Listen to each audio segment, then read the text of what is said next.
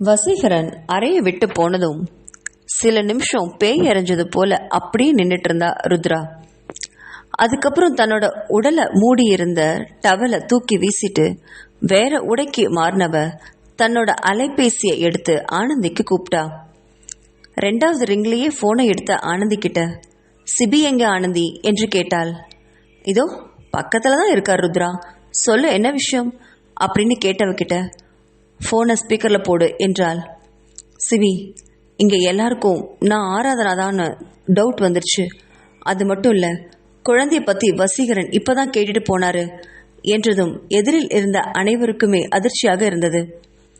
ஓ, இப்போ என்ன பண்ணுறது ருத்ரா, குழந்தைய பற்றி அவர்கிட்ட சொல்லிட்டியா என்று பதற்றத்தோடையும் வருத்தத்தோடையும் கேட்டவன் கிட்ட, இல்லை சிபி, அதை எப்படி சொல்லுவேன், ஆனால் சீக்கிரமாக சொல்ல வேண்டி வந்துருமோன்னு கொஞ்சம் பயமாக இருக்கு என்றாள். அதை கேட்ட ஆனந்தி அழுகை குரலில், இதுக்கு தான் அன்னைக்கே சொன்னேன் உன்னை அங்கே போக வேண்டான்னு, அவ்வளோ சொன்னேன் நீ கேட்கவே இல்லை என்று அழுதாள். ஆனந்தியோட அழுகை அவளுக்கு புரியாம இல்லை. ஆனந்தி ப்ளீஸ், நான் இப்போ வரைக்கும் குழந்தைய பற்றி அவர்கிட்ட ஒரு வார்த்தை கூட சொல்லவே இல்லை. நீயா ஏதாவது கற்பனை பண்ணிக்கிட்டு சிபியையும் சேர்த்து குழப்பாத ஆனந்தி என்றாள். அதை கேட்ட சிபி, எனக்குமே கொஞ்சம் பயமாக தான் இருக்கு ருத்ரா, குழந்தைய பற்றி விசாரிக்கிறன்ற பேரில் உன்னை ஃபோர்ஸ் பண்ணி வசீகரன் கேட்டா கண்டிப்பாக நீ சொல்லிடுவதானே, எங்ககிட்ட இருந்து சரவணனை பிரிச்சிடுவியோன்னு பயமாக இருக்கு என்று கலங்கிய குரலில் சொன்னான் சிபி. சச்ச, அப்படியெல்லாம் ஒன்றும் ஆகாது சிபி, நீ பயந்து ஆனந்தியும் சேர்த்து பயமுறுத்தாத, நான் இங்கே சமாளிச்சுக்கிறேன், முடிஞ்ச அளவுக்கு சீக்கிரமாக ஷூட்டிங்கை முடிச்சுட்டு அங்கே வர்றதுக்கு பார்க்குறேன் என்றபடி ஃபோனை வச்சா. இப்போ இருந்து நம்ம ருத்ராவை ஆராதனானே கூப்பிடுவோம். ஆராதனா ஃபோனை வச்சதும் சிபியும் ஆனந்தியும் பழைய நினைவுகளில் மூழ்கினாங்க. சிபி அன்னைக்கு ரயில்வே ஸ்டேஷனில் ஆராதனாவை கொல்கத்தாவிற்கு அழைச்சிட்டு போனான். அன்னைக்கு ஒரு சின்ன வீடு வாடகைக்கு எடுத்து அங்கே பக்கத்திலே இருக்கிற கம்ப்யூட்டர் சென்டரில் ஒரு சின்ன வேலையை தேடிக்கிட்டான் சிபி. குறைஞ்ச வருமானத்தில் ரொம்ப கஷ்டப்பட்டு ஆராதனாவை ரொம்ப கவனமாக பார்த்துக்கிட்டு வந்தான். அப்போது அந்த கம்ப்யூட்டர் சென்டர்லேயே வேலை செஞ்சிட்டு இருந்த ஆனந்தியை மனமாற காதலிச்சான் சிபி. அவளுக்குன்னு யாரும் இல்லை. அநாத ஆசிரமத்தில் வளர்ந்த ஆனந்திக்கு சின்ன வயசுலேயே கர்ப்பப்பையில் ஏதோ பிரச்சனை இருந்ததுனால அவளுக்கு குழந்தையே பிறக்காதுன்னு மருத்துவர் சொல்லிட்டாங்க. அதனாலேயே அவள் கல்யாணம் பண்ணிக்க மறுத்து வந்தா. ஆனால் சிபி ஆனந்தியை ரொம்ப சமாதானம் பண்ணி அவகிட்ட பேசி ஆனந்தியை கல்யாணம் பண்ணிக்கிட்டு ஆராதனா கூட 3 பேருமே சேர்ந்து ஒரே வீட்டில் வாழ்ந்தாங்க. அப்போது சில மாதம் கழித்து ஆராதனாவுக்கு சுகப்பிரசவம் ஆகி ஒரு அழகான ஆண் குழந்தை பிறந்தது. அந்த குழந்தைய முதல்ல கையில் எடுத்த ஆனந்தி கதறி அழுதான். அதை கவனித்து பார்த்துக்கிட்டு இருந்த ஆராதனாவுக்கு என்ன தோணுச்சோ அவளை கூப்பிட்டு அவ கையிலேயே பிடிச்சு பக்கத்தில் உட்கார வச்சா. ஆனந்தி, இப்போ இருந்து இந்த குழந்தை உன்னுடையது, உனக்கும் சிபிக்கும் இவன் மட்டும்தான் வாரிசு, நீ இவனை கேட்கவே மாட்டேன், நீ நல்லா பார்த்துப்ப இல்லையா என்று கேட்டாள். அந்த வினாடி அதிர்ச்சி அடைஞ்ச ஆனந்தியும் சிபியும் உடைஞ்சு போனாங்க. ஆனந்தி ஆராதனாவை கட்டிக்கிட்டு ஓன்னு அழுதா. எவ்வளோ பெரிய விஷயத்த இவ்வளோ சாதாரணமாக சொல்றியே ஆராதனா, எவ்வளோ பெரிய மனசு உனக்கு, இந்த உலகத்திலேயே உனக்கு உறவுன்னு ஒன்று இருந்தா அது இந்த குழந்தை மட்டும்தான், அந்த குழந்தைய இப்படி என்கிட்ட கொடுத்துட்டு நீ தனியாக நிற்கிறியே என்று பரிதவிச்சா. அதை கேட்டு அவளை சமாதானம் பண்ணா ஆராதனா. இதில் என்னோட சுயநலமும் இருக்கு ஆனந்தி, இந்த குழந்தைய நான் வளர்த்தினா அப்பா இல்லாத குழந்தையாதான் இவன் வளருவான், அதில் எனக்கு துளிக்கூட இஷ்டமே இல்லை. இவன் இனி உங்கள் குழந்தை, இவனுக்கு அம்மா அப்பா எல்லாமே நீங்கள் 2 பேரும் தான். சாகிற வரைக்கும் இவன்கிட்ட நான் தான் இவனோட அம்மான்னு யாருமே சொல்லக்கூடாது, புரிஞ்சுதா என்று கண்களில் நீரோட கேட்டா ஆராதனா. அந்த வினாடி சிபி ஆராதனாவோட கைகளை பிடிச்சிக்கிட்டு அழுதான். இந்த உதவிக்கு நான் என்ன கைமாறு செய்வேன், எப்படி செய்வேன் என்று கேட்டவன் கிட்ட, என்ன பெரிய வார்த்தையெல்லாம் பேசிகிட்டு இருக்க சிபி, நீ எனக்கு செஞ்ச உதவிக்கு இதெல்லாம் ரொம்ப சாதாரணம். குழந்தைய வயிற்றில் சுமந்துட்டு தனியாக அனாதியாக நிற்கும்போது, கட்டின புருஷன் என்னை கழுத்தை பிடிச்சி வெளியே தள்ளும்போது, நீ எவ்வளவு தூரம் கூட்டிகிட்டு வந்து என்னை பிழைக்க வச்சு ஒரு குழந்தைக்கு அம்மாவாக நலமோட வாழ வச்சிருக்க. இது சாதாரண விஷயமா? இதுக்கு நான் எவ்வளவு நன்றி சொன்னாலும் தகும் என்று எங்கோ பார்த்தபடி கண்களில் நீரோட சொன்னான். அப்படித்தான் ஆராதனாவோட குழந்தை சரவணன் சிபி கைக்கு வந்துச்சு. இன்னைக்கு வரைக்கும் குழந்தைக்கு அம்மாவும் அப்பாவும் இருந்து வளர்த்து வராங்க 2 பேரும். அதை இப்போ நினச்சி பார்த்தாங்க. சிபி கிட்ட குழந்தைய ஒப்படைச்சிட்டு ஆராதனா மாடலிங் தொழிலில் இறங்கினான். அவள் ரொம்ப அழகாக இருந்ததுனால எல்லாருமே அவளை மாடலிங்காக ஏற்றுக்கிட்டாங்க. ஆனாலும் அவள் முகத்தில் சின்ன சின்ன மாற்றங்கள் செய்ய வேண்டியிருந்தது. அதுக்காக சிபியும் ஆனந்தியும் தெரிந்தவங்க இடத்துலலாம் கடன் வாங்கி அவளுக்கு மூக்குலையும் கன்னத்துலையும் பிளாஸ்டிக் சர்ஜரி பண்ணி முகத்தை கொஞ்சம் மாற்றி வச்சாங்க. அதுக்கப்புறம் அவள் மாடலிங்கில் பெரிய ஸ்டாராகவே வலம் வந்தா. அதை கண்டு 2 பேருமே சந்தோஷம் அடைஞ்சாங்க. இப்படித்தான் ஆராதனுடைய வாழ்க்கை ருத்ராவாக பெயர் மாற்றிட்டு நீரோடை போல போயிட்டு இருந்தது. வசீகரன் இடத்திலிருந்து அவளது கெரியருக்கு ஒரு நல்ல ஆப்பர்ச்சுனிட்டி வரவும் அதை பிடிச்சிக்கிட்டு அப்படியே வெளிநாட்டுக்கு போயிடணும்னு தான் நினச்சா ஆராதனா. ஆனால் இப்படி வந்த 2வது நாளே தான் மாட்டிக்குவோன்னு அவ கனவுல கூட எதிர்பார்க்கல. வசீகரனுடைய புத்தி கூர்மையை நினச்சி அதிசயப்படுவதா இல்லை வருத்தப்படுவதானே அவளுக்கு புரியல. இப்படி மனக்குழப்பத்தோட ஆராதனாவும் கொல்கத்தாவில் சிபியும் ஆனந்தியும் இருக்க வசீகரன் வீட்டிலோ ஒரு பெரிய பிரளயமே நடந்துட்டு இருந்தது. விஷயத்தை கேள்விப்பட்ட வித்யா உடனே ஆராதனாவை பார்த்தே ஆகணும், தான் பேர குழந்தைய வீட்டுக்கு கூட்டிட்டு வந்தே ஆகணும்னு வீட்டையே ரணகலமாக்கிட்டு இருந்தா. அவளை சமாதானம் பண்றதுக்குள்ள குடும்பத்தில் இருக்கிறவங்க அனைவருக்கும் போதும் போதும்னு ஆயிடுச்சு. கண்ணன் ரொம்ப அமைதிப்படுத்த முயற்சி பண்ணாரு. இங்கே பார் வித்யா, நீ கேட்கறதெல்லாம் நியாயமான விஷயம்தான். ஆனால் அதுக்கும் ஒரு நேரம் காலம்னு ஒன்று இருக்குல்ல. இப்போ மணி எவ்வளோன்னு பார்த்தியா? நைட்டு 10 ஆயிடுச்சு. இதுக்கு மேலே அந்த பொண்ணை போய் தொந்தரவு பண்ணணுமா? பேசாமல் படுத்து தூங்கு வித்யா. எதுவாக இருந்தாலும் நம்ம காலையில் பேசிக்கலாம். எப்படி இருந்தாலும் ஷூட்டிங் இருக்குது. நம்ம ஆஃபீஸ்க்கு அந்த பொண்ணு வந்து தானே ஆகணும்.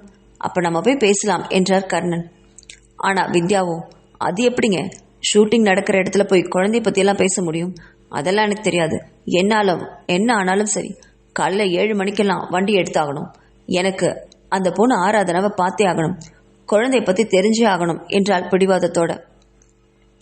இப்போதைக்கு தன்னோட அம்மாவை சமாதானப்படுத்துகிற விதமாக வசீகரன் தன்னோட அம்மா பக்கத்தில் வந்து நின்று அவளை ஆறுதல் படுத்தினான். சரிங்கம்மா, இப்போ என்ன, நம்ம காலையில் எல்லாரும் சேர்ந்து போயிடலாம் சரியா? இப்போ போய் தூங்குங்க. இப்படி முடிச்சுட்டு இருந்தா உங்கள் உடம்பு தான் கெட்டு போகும் அப்படின்னு சமாதானம் பண்ணி அவளை அனுப்பி வச்சான் வசீகரன். மறுநாள் காலையிலேயே வித்யா வசீகரனை கூப்பிட்டு தனியாக பேசினான். தன் அம்மா சொன்னதை கேட்டு திகைச்ச வசீகரன் அவள்கிட்ட மறு வார்த்தை எதிர்த்து பேசாம அவ சொன்னதை ஏற்றுக்கிட்டு அவ கொடுத்ததை கையில் வாங்கிக்கிட்டான். பிறகு அனைவரும் ருத்ரா இருந்த வீட்டுக்கு போனாங்க. அவங்க ருத்ராவோட வீட்டுக்கு போகும்போது காலையில் 7 மணி. அந்த நேரத்தில் அவங்கள துளி கூட எதிர்பார்க்காத ருத்ரா திகைச்சு விழிச்சா. அவ இப்படி முழிக்கிறத பார்த்துக்கிட்டே கண்டு கொள்ளாத வித்யா அவளை தள்ளிக்கிட்டு வீட்டுக்குள்ள வந்தா. அவளை தொடர்ந்து கர்ணன், கார்த்திக், மனோகரன், சுதாகரன், ஜனனி, தன்யா, வன்யான்னு எல்லாருமே வீட்டுக்குள்ள அவளை பார்த்தவாறே உள்ள நுழைய கடைசியா உள்ள வந்த வசீகரன் அவளை ஒரு வினாடி ஊடுருவி பார்த்தான். பிறகு அவ கைகளை பிடிச்சு தரன்னு உள்ள இழுத்துட்டு வந்து கதவை சாத்தினான். ஆராதனாவை உள்ள இழுத்துட்டு வந்த வசீகரன் அவளை நடு ஹாலில் நிற்க வச்சான். பிறகு குடும்பத்தினர் எல்லாருமே அவளை சுற்றி வட்டமாக நின்னாங்க. வித்யா ஆராதனாவை மேலும் கீழும் கூர்மையாக பார்த்தா. அவள் முகத்தை கூர்ந்து பார்த்தவளுக்கு அவள் ஆராதனா தான் நல்லாவே தெரிஞ்சுது. இங்கே பார் ருத்ரா, நீ என் பையன் வசீகரனுடைய மனைவி ஆராதனான்னு இப்போ எங்கள் எல்லாருக்குமே தெரிஞ்சு போச்சு. இப்போ எங்களுக்கு தேவை அன்னைக்கு உன் வயிற்றில் வளர்ந்த குழந்தை. அந்த குழந்தை இப்போ எங்கே இருக்கு? என்ன பண்ணுது? அது ஆனா பொண்ணா? சொல்லு ஆராதனா என்று குரலில் தவிப்போடு கேட்டா வித்யா. அதை கேட்ட ருத்ரா நக்கலா சிரிச்சா. மேடம், நீங்கள் என்ன சொல்கிறீங்கன்னு எனக்கு ஒன்றும் புரியல. உங்கள் பையன்தான் முட்டாள்தனமா அவருடைய மனைவியாக நினச்சி என்னை பார்த்து உளறிட்டு இருக்காருன்னு பார்த்தா, நீங்களும் இப்போ உங்கள் குடும்பத்தோடையே வந்து நின்று என்னை ஆராதனான்னு சொல்கிறதுல என்ன நியாயம் இருக்குது சொல்லுங்க? நான் உங்கள் பையனுடைய மனைவி ஆராதனா இல்லை. என் பேர் ருத்ரா. எனக்கு இன்னும் கல்யாணமே ஆகலை. அப்படி இருக்கும்போது குழந்தை எங்கேருந்து வரும் என்று தெனாவெட்டா கேட்டா. அதை கேட்ட கர்ணனுக்கு கோவம் வந்துச்சு. பொய் சொல்லாத ஆராதனாமா, உன் மேலே நாங்கள் ரொம்ப மரியாதை வச்சுருக்கோம். அதை கெடுத்துக்காத. உன்னுடைய முகத்தில் சில பிளாஸ்டிக் சர்ஜரி பண்ணியிருக்கேன், உன்னோட வடிவத்தை மாற்றிருக்கேன், அவ்வளவுதானே தவிர உன்னுடைய கண்கள் அது எங்களுக்கு அப்பட்டமாக காட்டி கொடுத்துருச்சு நீ ஆராதனாதான்னு என்று கோவமாக சொன்னவர் தன்னை மிகவும் நிதானப்படுத்திக்கிட்டு, இங்கே பாருமா, நாங்கள் பண்ணதெல்லாம் ரொம்ப தப்பு தான், அதுக்காக எங்களை மனப்பூர்வமாக மன்னிச்சிடு. இப்போது எங்களோட நிலைமை ரொம்ப மோசமாக இருக்குது. உன் வயிற்றில் வளர்ந்த குழந்தை எங்கள் வீட்டுக்கு வந்தே ஆகணும். அது எங்கள் வாரிசு. அப்படி வந்தாதான் மற்ற 3 பெண்களுக்கும் குழந்தை ஆகும்னு ஜோசியக்காரர் சொல்லியிருக்காரு. அதுக்காகவாது அந்த குழந்தை எங்கே இருக்குன்னு சொல்லு ஆராதனா என்று கேட்டார் கர்ணன். அதை கேட்டு ஹாலே அதிரும் வண்ணம் பலமா சிரிச்சா ருத்ரா. இது என்னங்க அநியாயமா இருக்கு? நான் ஆராதனாவே இல்லைன்னு சொல்றேன், இப்ப என்னடானா குழந்தை எங்க இருக்குன்னு கேட்டு என்ன தொல்லை பண்றீங்களே. சரி, நான் இப்போ ஆராதனா தானே வச்சுக்கோங்களேன், என்கிட்ட உங்க வீட்டு குழந்தை இருக்கு அப்படின்னு வச்சுக்கோங்க. அது எப்படி சார் என் குழந்தை உங்க வீட்டுக்கு வந்தா உங்க வீட்டு மருமகளுக்கெல்லாம் வாரிசு உருவாகும்னு நம்புறீங்க? இதெல்லாம் உங்க முட்டாள்தனம். ஒரு நல்ல டாக்டரா பாருங்க, 3 பேருக்கும் கண்டிப்பா சீக்கிரமா குழந்தை பிறக்கும் என்று ஆருடம் சொன்னா ருத்ரா. அதை கேட்டு கடுப்பானா வசீகரன். ஹேய், என்னோட அம்மா அப்பா முன்னாடி உன்னை எதுவும் பண்ணக்கூடாதுன்னு பல்ல கடிச்சிட்டு பொறுமையா இருக்கேன். நாங்க யாரும் முட்டாள் இல்லை. என் குழந்தை எங்க இருக்குன்னு சொல்லுடி என்றான். அவன் குரல்ல சற்று மிரண்டு போன ருத்ரா, சும்மா மிரட்டாதீங்க சார், நான் உங்க மனைவி இல்லை, மனைவி இல்லை, மனைவி இல்லவே இல்லை என்று அழுத்தமா 3 தடவை கத்தினா. அதை கேட்ட கார்த்திக், ஆராதனா, நான் உனக்கு கடந்த கால நாட்கள்ல நிறைய உதவி பண்ணியிருக்கேன், அதையெல்லாம் கொஞ்சம் நினைச்சு பாருமா. அதுக்காகவாவது உண்மை சொல்லு, குழந்தை எங்கேம்மா? உன் குழந்தை நம்ம வீட்டுக்கு வந்தாதான் எங்களுக்கெல்லாம் குழந்தை பிறக்கும். தயவு செஞ்சு சொல்ல ஆராதனா என்று கெஞ்சினான். கார்த்திக்கு பதில் சொல்றதுக்கு முன்னாடி சுதாகரனும் மனோகரனும், அண்ணி நீங்க தான் ஆராதனான்னு எங்களுக்கு நல்லா தெரிஞ்சிருச்சு, தயவு செஞ்சு குழந்தை எங்க இருக்குன்னு சொல்லுங்க என்று கேட்டார்கள். அவர்கள் தொடர்ந்து ஜனனியும் வன்யாவும் அவங்க பங்குக்கு குழந்தைய பத்தி கேட்க அவளுக்கு மண்டையே வெடிச்சிடும் போல இருந்தது. குடும்பத்தினரை அனைவரையும் கோவமா ஒரு தடவை திரும்பி பார்த்தா. இப்படி என்கிட்ட வந்து குழந்தை எங்கன்னு என்கிட்ட வந்து கேட்டுட்டு நிக்கிறதுக்கு, அப்படி உங்களுக்கு மூத்த வாரிசு தான் வேணும்னா உங்க பெரிய பையன் வசீகரனுக்கு 2வது கல்யாணம் பண்ணி அந்த குழந்தை மூலமா உங்க வாரிசை உருவாக்கி மற்ற 3 பொண்ணுங்களுக்கும் குழந்தை ஆறதுக்கு வழி செய்யலாமே. அதை விட்டுட்டு இப்படி என்கிட்ட வந்து கெஞ்சி நிக்கிறீங்களே, உங்களுக்கெல்லாம் வெக்கமா இல்லை என்று கோவத்தின் உச்சியில் கத்தினாள் ருத்ரா. அதை கேட்டு ஆத்திரத்தோட எல்லைக்கே போனான் வசீகரன். என்னடே சொன்ன என்று அவளை நோக்கி முன்னேறியவன அவன் கைகளை பிடிச்சு நிறுத்தினா வித்யா. வசி, அவங்க சொல்றதுல என்னடா தப்பு இருக்கு? ஜோசியர் என்ன சொன்னாரு? நம்ம வீட்டுக்கு மூத்த வாரிசு வந்தா மற்ற வாரிசுங்க தானா வந்துடும் தானே சொன்னாரு. இப்போ இந்த பொண்ணு சொல்றதுல என்ன தப்பு இருக்கு? தப்பே இல்லை. இந்த பொண்ணை நம்ம தான் ஆராதான்னு நினைச்சு தப்பு பண்ணிட்டோம். இவ ருத்ராவை தான் போல இருக்கு. அப்படியே இருக்கட்டுமே, இருந்துட்டு போட்டோம், நம்மளுக்கு என்ன. ஆனா அந்த பொண்ணு சொன்னதுல ஒரு உண்மை இருக்கு, கவனிச்சியா? நீ 2வது கல்யாணம் பண்ணிக்கிட்டா அந்த பொண்ணு மூலமா கண்டிப்பா குழந்தையாகும் இல்லையா என்று சொன்னவள் திரும்பி ருத்ராவை நக்கலா கூர்மையா பார்த்தா. ருத்ராவுக்கு மனசெல்லாம் நடுங்கி போச்சு. வசீகரனுக்கு 2வது கல்யாணமா? ஐயோ, நம்ம வாயாலேயே நம்ம சூனியம் வச்சுக்கிட்டோமே அப்படின்னு நினைச்சவ கண்கள்ல நீரோட வித்யாவை பரிதாபமா பார்த்தா. அதை பார்த்த வித்யாவுக்கு மனசுக்குள்ள சிரிப்பு தான் வந்துச்சு. ஆனா வசி, நமக்கு நேரம் இப்ப கம்மியா இருக்கு பாரு, வேற யாரையோ ஒரு பொண்ணை தேடி கண்டுபிடிச்சு நம்ம 2வது மருமகளா ஏன் ஏத்துக்கணும்? இதோ குத்துக்கல்லு மாதிரி மூக்கும் மொழியுமா அம்சமா அழகா தங்க சில மாதிரி நிக்கிறாளே இந்த பொண்ணு ருத்ரா, இவளையே நீ 2வது கல்யாணம் பண்ணிக்கிட்டு நம்ம வீட்டுக்கு கூட்டிட்டு வா ஏன் வசி. அதுக்கப்புறம் நமக்கு சீக்கிரமா வாரிசு கிடைச்ச மாதிரியும் இருக்கும், அவளுக்கும் கல்யாணம் ஆன மாதிரியும் இருக்கும் என்று நக்கலா சொன்னான். அதை கேட்ட வசீகரனுடைய கண்கள் பளபளத்தது. பாக்கெட்ல தன் அம்மா காலையில கையோடு கொடுத்த அந்த தாலியை எடுத்து வேகமா ருத்ரா பக்கத்துல போனவன் கொஞ்சம் கூட அவ எதிர்பார்க்காத வண்ணம் அவ கழுத்துல தாலியை கட்டினான். மற்ற அனைவருமே ஆச்சரியத்தோடையும் மகிழ்ச்சியோடையும் அதை பார்க்க வித்யாவோ மார்பின் குறுக்கே கைகளை கட்டிக்கிட்டு ருத்ராவை பார்த்துக்கிட்டு இருந்தா. ருத்ராவுக்கு இந்த அதிர்ச்சியை தாங்க முடியல. தாலி கட்ட முடிச்ச உடனே அவளை நேரா பார்த்தவன், இப்போ முதல் வாரிசு எங்கன்னு நான் கேட்டாலும் நீ சொல்ல மாட்ட, அந்த குழந்தை உன்கிட்ட அப்படியே வளரட்டும், ஆனா இனி அடுத்த 10வது மாசத்துல உன் வயிற்றுல வளர்ற குழந்தை என் வீட்டில் தவழணும் என்று ஆத்திரமா சொன்னவன் அவளோட கைகளை இழுத்து பிடிச்சுக்கிட்டு வீட்டை விட்டு வெளியேறினான். அவர்களை தொடர்ந்து குடும்பத்தினர் எல்லாருமே ஒவ்வொருத்தரா வெளியே போனாங்க. வசீகரன் இழுத்த இழுப்புக்கு கார்ல ஏறி போய் உட்கார்ந்தவளுக்கு ஒன்றும் புரியல. தன் வாழ்க்கையில என்ன நடக்குதுன்னு அவளுக்கு தெரியவே இல்லை. கார்ல தான் பக்கத்துல உட்கார்ந்துட்டு இருந்தவனை ஏறிட்டு பார்த்தா ருத்ரா. அவன் முகத்துல வெற்றி களிப்பு நல்லாவே தெரிஞ்சுது. அவளுக்கு மனசெல்லாம் பத்திக்கிட்டு எரிஞ்சுது. டிரைவர் சீட்ல கார்த்திக்கும் அவன் பக்கத்துல வன்யாவும் உட்காண்டிருந்தாங்க. அவங்க காருக்கு முன்னாடி 2 கார் போயிட்டு இருந்தது. மற்ற குடும்பத்தினர் எல்லாருமே அதுல தான் இருந்தாங்க. கார் வீட்டுக்கு செல்லும் வரையிலும் அமைதியா பல்ல கடிச்சிட்டு உட்காண்டிருந்தா ருத்ரா. கார் வீட்டு வாசல் முன்னாடி நின்னதும் கார்ல இருந்து இறங்கினவங்க முன்னே செல்ல வசீகரன் மட்டும் அவ பக்கத்துல இருந்த கார் கதவை திறந்து இறங்க சொன்னான். ஆனா ருத்ராவோ பிடிவாதமா உதட்ட கடிச்சபடி மார்பின் குறுக்கே கைகளை கட்டிக்கிட்டு சீட்ல அழுத்தமா உட்கார்ந்துட்டு இருந்தா. இவ்வளவு தூரம் வந்துட்டு என்னடி இப்படி அழிச்சாட்டியம் பண்ணிட்டு உட்கார்ந்துட்டு இருக்க என்று கேட்ட வசீகரனை பார்த்து தீயா மறைச்சா ருத்ரா. உங்களுக்கு புத்தி கித்தி ஏதாவது கெட்டு போச்சா?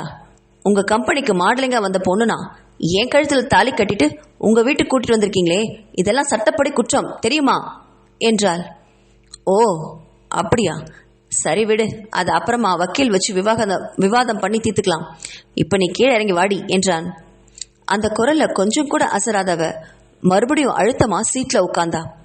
அதை கண்டு கடுப்பான வசீகரன், ஏய் இப்போ நீயா கீழே எந்திரிச்சு வர்றியா இல்ல உன்னை அப்படியே அலாக்கா தூக்கிட்டு வீட்டுக்குள்ள போகவா? எனக்கு அதுல எந்த பிரச்சனையும் இல்லை. ஆனா பாக்குறவங்க எல்லாம் நம்மளதான் தப்பா நினைப்பாங்க. பரவாயில்லையடி என்றான். அந்த குரலோடு அவன் நிறுத்தல. அவ பக்கத்துல வந்து அவளை அலாக்கா தூக்க முயற்சி பண்ணவும் ருத்ரா அதிர்ந்து போனான். முடிஞ்ச அளவு சீட்டுக்கு பின்ன போனவ அவன் கைகளை விலக்கி விட்டுட்டு வேணாம் நானே இறங்குறேன் என்று சொன்னவள் அவன் கைகளை விலக்கிட்டு மெதுவா இறங்கினான். உனக்கெல்லாம் நல்லபடியா சொன்னா புத்தியில ஏறாது போல இருக்குடி என்று சொன்னவன் தரன்னு அவளை இழுத்துக்கிட்டு வீட்டுக்குள்ள போனான். அப்படி நுழையிறதுக்கு முன்னாடி வித்யாவும் ஜனனியும் ஆரத்தி தட்டோட வந்தாங்க. டேய் அங்கே நில்லுங்க என்றவள் வசீகரனுக்கும் ருத்ராவுக்கும் ஆரத்தி தட்டை சுத்தினா வித்யா. பிறகு அந்த தட்டை வன்யா கிட்ட கொடுத்து வெளியில ஊத்த சொன்னான். அவள் தட்டை எடுத்துட்டு போனதும் உள்ள வாங்கன்னு கூப்பிட்டவ அன்பா ருத்ராவோட கையை பிடிச்சா வித்யா. அந்த கையை வெடுக்குன்னு தட்டி விட்டா ருத்ரா. அதை பார்த்தவன் எரிச்சலானா. ஏய் என்னடி ஓவரா சீன் போடுற? நீ ஆராதனாதான்னு எங்க எல்லாருக்குமே தெரியும். சும்மா ஓவரா பந்தா பண்ணாத, வாடி என்றவன் அவளுடைய கைகளை பிடிச்சிட்டு உள்ள கூட்டிட்டு போனான். பிறகு அங்க இருக்கிற சோஃபாவில் அவன் உட்கார வச்சவன் தாயை ஏறிட்டு பார்த்தான். தன் மகனுடைய பார்வையை புரிஞ்சுக்கிட்டவ ருத்ரா பக்கத்துல வந்து உட்கார்ந்தா வித்யா. பிறகு குடும்பத்தினர் அனைவரும் அவளை சுத்தி உட்கார்ந்தாங்க. அதை கண்டு முகம் சுழிச்சா ருத்ரா. ஆனா வித்யாவோ பொறுமையா அவளை பார்த்து, நீ ருத்ராவாவே இங்க இருந்துக்கோமா, எங்களுக்கு எந்த பிரச்சனையும் இல்லை. ஆனா இப்ப நீ வசீகரனுடைய மனைவி, எனக்கு தேவை இந்த வீட்டுக்கு ஒரு வாரிசு. நீ எங்களை தப்பா நினைக்காதம்மா. நீ ஆராதனாவா இருந்தா முதல் வாரிசு எங்கன்னு சொல்லிடு, குழந்தைய கண்ணுல காமிமா. இல்ல ஆராதனா இல்ல ருத்ராதான்னு நீ பிடிவாதமா இருந்தினா என் பையன் வசீகரன் கூட குடும்பம் நடத்தி எங்களுக்கு மூத்த வாரிசை பெத்து கொடுத்துடு, அது போதும் என்றாள். வித்யா பேசுறதை கேட்ட ருத்ராவுக்கு கோவம் வந்தாலும் இந்த இடத்துல அமைதியா இருக்கிறதா புத்திசாலித்தனம்னு உணர்ந்தவ வித்யாவை திரும்பி பார்த்தா. மேடம், நீங்க என்ன சொல்றீங்கன்னு எனக்கு சில நேரங்கள்ல ஒன்றும் புரியறதே இல்லை. நான் ஆராதனாவே இல்லை, நான் மாடலிங் தொழில் பண்றேன் ருத்ரா தான். நீங்க எல்லாருமே என்ன தப்பா புரிஞ்சுக்கிட்டீங்க என்று அதே பல்லவிய பாடினா. அதை கேட்ட வசீகரனுக்கு கோவம் தான் தலைக்கேறிச்சு. சரிம்மா அவளை விட்டுருங்க, அவ ருத்ராவாவே இருக்கட்டும், அதனால ஒன்றும் கெட்டு போறது இல்லையே என்றவன் அவளை திரும்பி பார்த்து, சரி நீ ருத்ராவாவே இரு, ஆனா இன்னையிலிருந்து இப்ப இருந்து என்னோட மனைவி, அதை எப்பவும் மறந்துடாத. போய் என்னோட ரூம் மேல இருக்கு, குளிச்சுட்டு ட்ரெஸ் சேஞ்ச் பண்ணிட்டு வா, இன்னைக்கு ஷூட்டிங் இருக்கு, எப்பவும் போல நம்ம ஷூட்டிங் போகணும் என்றான் வசீகரன். அதை கேட்டவ அதிர்ந்தா. என்ன இப்படி பேசுறீங்க? உங்க மனைவி ஆராதனாவுக்கு நீங்க விவாகரத்து கொடுக்காத பட்சத்துல இப்படி எனக்கு தாலி கட்டி கூட்டிட்டு வந்திருக்கீங்களே, அவங்க இப்ப வந்து திடீர்னு என்ன பத்தி கேட்டா என்ன பதில் சொல்லுவீங்க என்று தன்னோட பாத்திரத்தை அழகா நடிச்சுட்டு இருந்தா ருத்ரா. அதை கேட்டு குடும்பத்தினர் அனைவருமே திகைச்சு போனாங்க. இப்போ ஒருவேளை இவ ஆராதனாவா இல்லாம ருத்ராவா இருந்தா இவ கேட்கிற கேள்வி சரிதானே என்று நினைச்ச கர்ணன் வித்யாவை கலக்கத்தோட பார்த்தாரு. ஆனா வித்யாவோ சட்டுன்னு சிரிச்சிட்டா. எங்க ஆராதனை பத்தி உனக்கு தெரியாது ருத்ரா. வசீகரனுக்கு எது நல்லதோ அதை மட்டும்தான் செய்வா. ரொம்ப நல்ல பொண்ணு. நீ வசீகரனுடைய வாழ்க்கையில வந்துட்டேன்னு தெரிஞ்ச உடனேயே அவளே வசீகரனுக்கு விவாகரத்து கொடுத்துருவாளேன்னு பாத்துக்கோயேன். அதை பத்தியெல்லாம் நீ ஏமா கவலைப்படுற? ஆராதனா வந்தா நாங்க பேசிக்கிறோம் என்று நக்கலா சொன்னான். அந்த பதில் கேட்டு ருத்ரா தான் அதிர்ந்து போனான். குடும்பத்தினர் அனைவரும் முகத்திலும் வித்யாவோட பதில தெரிஞ்ச நக்கலும் பெருமிதத்தையும் பார்த்து வாய்க்குள்ள சிரிச்சுக்கிட்டாங்க. ருத்ராவுக்கு தான் முகம் கடுக்கடுன்னு ஆயிப்போச்சு. வசீகரன் அதை பார்த்து வாய் விட்டு சிரிச்சான். இப்போ உன்னோட டவுட் எல்லாம் கிளியர் ஆயிடுச்சாடி, போய் ட்ரெஸ் சேஞ்ச் பண்ணிட்டு வா என்றான். அப்பதான் அவ தன்னை குனிஞ்சு பார்த்தா ருத்ரா. காலையில நைட்டில இருந்தா அதே நைட்டில தாலியை கட்டிட்டு இங்க கூட்டிட்டு வந்து உட்கார வச்சிருக்கான் ராஸ்கல் என்று மனசுல திட்டாவ வேகமா அவனோட அறையை நோக்கி மேலே ஏறினான். அதை கண்டு குடும்பத்தினர் அனைவருமே ஆச்சரியம் அடைஞ்சாங்க. அவளுக்கு இருக்கிற கோவத்துல வசீகரனோட அறை எங்க இருக்குன்னு நடிக்கிறது கூட அவ கேட்காமலே மேல போனது வசீகரனுக்கெல்லாம் மிகவும் ஆச்சரியமாவே இருந்தது. அந்த குடும்பத்தினர் எல்லாருமே ஒருவர் பார்த்து புன்னகைச்சுக்கிட்டாங்க. ரூமுக்குள்ள வந்து கதவை சாத்தினவளுக்கு தான் ஒன்று உரைச்சுது. வசீகரனோட அறைக்கு தானா அவ வந்தது. அதை குடும்பத்தினர் எல்லாருமே இப்ப கீழே நின்று உன்னிப்பா கவனிச்சுட்டு இருந்திருப்பாங்களே. ஐயோ, இப்ப என்ன பண்றது, என்ன சொல்லணும் என்று மண்டையில மூளையே இல்லை என்று அவள் தலையில தானே அடிச்சுக்கிட்டா. பிறகு யோசிக்க எதுவுமே நேரம் இல்லாம போய் கபோர்டை திறந்து ஆராதனாவோட ஒரு புடவை எடுத்துட்டு குளிர் அறைக்குள்ள போனா ருத்ரா. அவ நிலைமை நினைச்சா அவளுக்கே பரிதாபமா இருந்தது.